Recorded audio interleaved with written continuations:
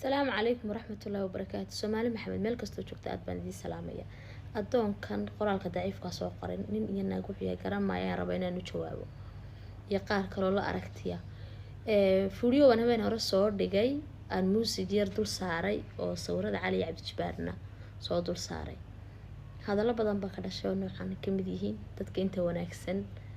nawa u mahad celinaya waxaan leeyahay ka naga badan intan xanuunsanaysa Ilaahay inuu caafiyo.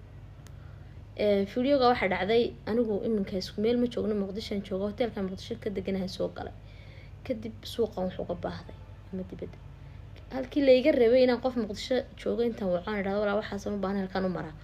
baan isarkaa anoo maskaxdayda ka bari macalli baad wacdaa bise Cabdi Jibaar baad wacdaa iyagu cid ha kuugu diraan waxaad u baahan tahay anoo boqolaal qof garanay Muqdisho joogo kadib waxaan isweydiiyay hibaaqay inta yarad ku fogaato ayaadan baahiyaadkaagii kaliga ku filayn adu baahantay in iyagu ka feeyaan waxaad u baahan tahay walaalaha inta yar badan ka maarmin baniyadeeda ku soo dhacday fiidiyowga markaas asba u soo duubay waxaan leeyahay qofka hadalkan soo qoray walaalo hadda adigu qof walaalka ayo walaaltinimo ku soo biday walaalkii rumaad ka dhigtay aadan ammaan gelin karin oo maxay ahayd dadka ka baxaysid anagu cudurka ma qabno waxa soo magmagnimo ma qabno walaaltinimo naga dhaxaysa walaaltinimada iyadoo waxaanu anagu maxay ahayd go'aansanay waa wanaagaan iska aragnay aanu iska samaysanay walaaltinimo aan waligeed iyo allaheed aan walaaltinimo soo dhaafeen